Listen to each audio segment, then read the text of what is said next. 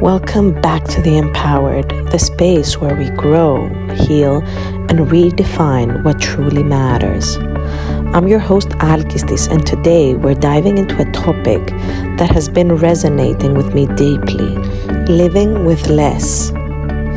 Not just in a material sense, but in a mental, emotional, and spiritual sense too. This is a safe space that we've created together. A space you can come to anytime, no matter where you are in your journey. It's a sacred atmosphere that's not just about listening, but about connecting, reflecting, and growing as a community. Please take a moment to introduce yourself in the comments. I love hearing from you. Knowing who you are and where you're listening from truly makes this space feel alive and meaningful. And it would mean the world if you subscribe to EmpowHERed. Honestly, creating this podcast has been such a vulnerable journey for me. Some days I wonder if my voice is reaching the right people. And every time you subscribe or leave a comment, it reminds me that this work matters. Your support helps us grow this community and bring more light to those who need it. So with no further ado, let's begin. Today's episode is about living with less. Let me ask you something. Have you ever felt like your life is so full, your schedule, your space, your mind, yet you feel empty? Like all the stuff, commitments are noise just crowding out your peace. Simplicity isn't just about decluttering your home. It's about creating space mentally and emotionally and physically for what truly matters. And I'll be honest with you, this has been a journey for me too. Today, I'll share personal stories, practical tips, and reflections to help you simplify your life and rediscover clarity and joy. If you've ever felt overwhelmed or weighted down by trying to keep up, this episode is for you. We live in a world where comparison is almost unavoidable. Social media has turned into a highlight reel of curated perfection, and it's easy to feel like you're falling short. I've been there too, scrolling through pictures of smiling families in coordinated outfits, spotless kitchens, and vacations that look like they belong in a magazine. I used to ask myself, what's wrong with me? Why doesn't my life look like that? But here's the reality. Those images don't tell the whole story. They don't show the arguments before the family photo, the chaos behind the spotless kitchen, or the exhaustion behind the smiling faces. Comparison robs us of our own joy because it makes us chase a version of life that isn't real. It also makes us accumulate things, more stuff, more commitments, more expectations, thinking it will make us feel enough. But the truth is, the more we compare, the more we clutter our lives with things that don't actually bring us peace. I want you to reflect, who or what are you comparing yourself to right now? Does the comparison serve you, or does this just weigh you down? The cost of comparison, the cost of living in a constant state of comparison is really heavy. It steals your joy, it creates self-doubt, and it leads to overwhelm and burnout. Instead of appreciating what you have, you focus on what you lack. You lose sight of the beauty in your own life because you're so busy looking at someone else's. Comparison whispers lies to you. You're not enough, you're failing behind, you'll never measure up. Am I failing my kids, my business, myself? And over time, those lies can start to feel like truths. Have you ever found yourself saying yes to things just to keep up with the others? Maybe it's buying something you can't afford, taking on an extra project, or trying to maintain a perfect image. Comparison tricks us into thinking we have to do more, be more, achieve more, and it's really exhausting. I remember the days when comparison seemed to creep into every corner of my life. It wasn't just one thing, it was everything. My body, my face, my overall appearance, my work, my style, my car, my phone. I was constantly looking around, measuring myself against others and coming up short. I'd see someone with a perfect outfit and wonder why I couldn't look as put together. I'd notice someone's beautifully renovated home and feel like mine wasn't enough. Even my achievements felt smaller when I compared them to someone else's. It was exhausting, and yet I didn't realize how deeply ingrained it was in my life.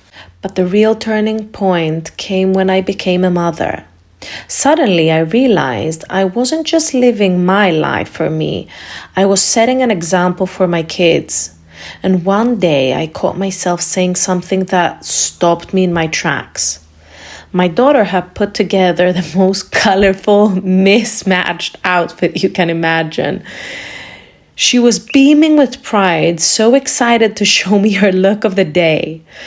But instead of celebrating her creativity and confidence, the first thing that came out of my mouth was, "What will people think if you go out dressed like this?" As soon as I heard myself say this, I saw her face fall. That sparkle of confidence dimmed, and she started to second guess herself. That moment hit me like a ton of bricks. What was I teaching my children? I was always telling them that they were enough, that they don't need to impress anyone, that they should be themselves. But my words didn't match my actions. By letting comparison rule my life, I was passing that mindset on to them. It was a harsh realization, but also a gift. It gave me the clarity I needed to make a change, not just for me, but for them too. In today's world where social media dominates our lives, comparison is everywhere. It's not just in magazines or campaigns anymore. It's in the palm of our hands, 24/7. We see curated lives, filter photos, and highlight reels that make us feel like we're falling behind. But here's the truth. Social media is not real. It's just polished, edited version of reality. And if we're not careful, we start to believe that we see is the standard we need to live up to. I realized that my kids were growing up in the same world, a world where likes and follows are often equated with self-worth, where material wealth and appearances are glorified, and where comparison is just a swipe away. If I wanted them to grow up with a healthy sense of self, I needed to model that for them.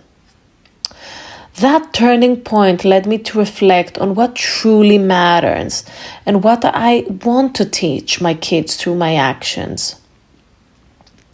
Material wealth is helpful, but it doesn't define you. I want my children to understand that while material things can make life easier, they don't define your value. It's easy to get caught up in the idea that having the latest phone, the best car, or the trendiest clothes will make you happy. But true happiness comes from within. It's about how you feel about yourself, not how others perceive you. And confidence comes from being yourself. I stopped commenting on my kids' appearances and instead I started celebrating their creativity, their kindness, and their uniqueness. When my daughter wears the colorful, mismatched outfit now, I tell her how much I love her boldness and how fun her style is. I want her to feel confident in who she is, not who the world thinks she should be. I've started having open conversations with my kids about comparison. We talk about all the things that we see that sometimes are not real, how everyone has their struggles, and how important it is to focus on your journey. I remind them, and of course myself, that sometimes it's not about the result, it's about trying and just showing up and being the best version you can of yourself. So now that we talked about letting go of the need of external validation, let's take that concept and step further and translate it into actionable steps and ways to simplify your life so you can create space for alignment, clarity, and joy. Living with less is about more than just decluttering your home or calendar. It's a mindset shift that invites you to be intentional with everything you allow into your life. It's about letting go of the things that no longer serve you physically, emotionally, and mentally, and making room for what truly aligns with your values. Now, let me share 4 tips that really have helped me in my own journey and perhaps will help you too. Simplify your physical space. Cluttered spaces lead to cluttered minds. When we hold on to items that no longer serve a purpose, they become a visual and emotional noise, reminding us of the chaos rather than peace. In my journey to break free from comparison, one of the most powerful realizations I had was that I was holding on to things because of how I thought they made me look. My closet was full of clothes I never wore, but kept because they seemed to represent the version of me I thought I should be. When I started focusing on who I truly was rather than who I thought others wanted me to be, I realized I could let go of things.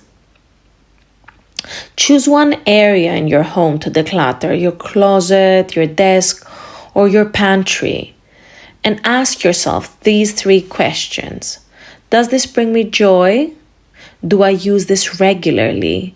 And does this align with the life I'm building? For me, it started with my workspace. My desk was overflowing with papers, notebooks, equipment, and random items I thought I might need someday. It became a physical representation of how scattered I felt inside. One day I decided to just clean everything up and give everything I didn't need, leaving only the essentials. When I was done, the space felt lighter, and so did I, quite frankly. That fact of simplifying my studio became a symbol of simplifying my mind. Then, number 2, simplify your schedule.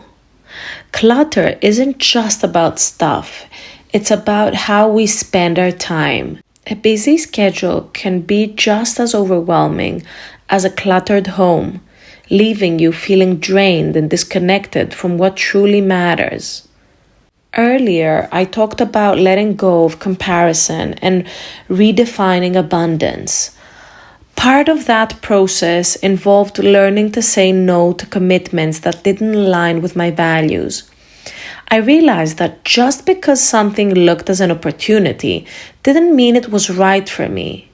So I think one way is to audit your calendar. Look at everything you're committed to for the next week or month and ask yourself, does this align with my values? Does this energize or drain me? If I say no to this, what am I saying yes to instead? Start small. Say no to things this week that doesn't align with your priorities, and use that time to do something that fills your cup instead. One of the hardest but most liberating changes I made was learning to say no during the holiday season. Invitations to gatherings, collaborations, events, pop-ups, everything. And while they seemed exciting, they also left me feeling stretched too thin. Last year, I made a conscious choice to decline most of these invitations. Instead, I spend that time hosting intimate dinners with close friends, playing games with my kids, and sitting by the fireplace with a book. Those moments brought me so much more joy than any packed schedule could ever do. Number 3 is simplifying your mental and emotional clutter. Perhaps the hardest clutter to clear is the kind that lives in our minds and hearts. This includes old stories, limiting beliefs, and emotional baggage that weigh us down. Earlier, we talked about how comparison creates unnecessary noise in our minds. When we let go of the need to keep up with others, we create mental and emotional space for peace and self-compassion. Simplifying your mental space is about silencing that noise and reconnecting with yourself. Practice daily mindfulness. This could be as simple as spending 5 minutes each morning focusing on your breath and journaling about what's on your mind. Reframe your inner dialogue. When you catch yourself thinking, I'm not doing enough and I'm not good enough, pause and ask yourself, is this thought true? What evidence do I have to support a more compassionate perspective? Let go of perfectionism. Remind yourself that progress is better than perfection and that it's okay to take things one step at a time. There was a time when I would replay every conversation in my mind, analyzing what I said and worrying about how it came across. It was exhausting and unproductive. I started practicing mindfulness to quiet those thoughts, and it completely changed the way I relate to myself. Instead of beating myself up, I now ask, what can I learn from this moment? And then I let go. And here's the last thing that has helped me in my journey. It was simplifying my relationships. Our relationships are one of the most significant part of our lives. But not all relationships are healthy or aligned. Simplifying your life sometimes means letting go of connections that drain you or no longer serve you. In the past, I have mentioned the importance of living authentically and surrounding yourself with people who align with your values. Simplifying your relationships is about creating space for deeper, more meaningful connections. Evaluate your relationships. Ask yourself, does this relationship bring me joy and support? Do I feel seen, heard, and valued in this connection? Am I holding into a relationship out of obligation or guilt? And set boundaries if a relationship feels draining.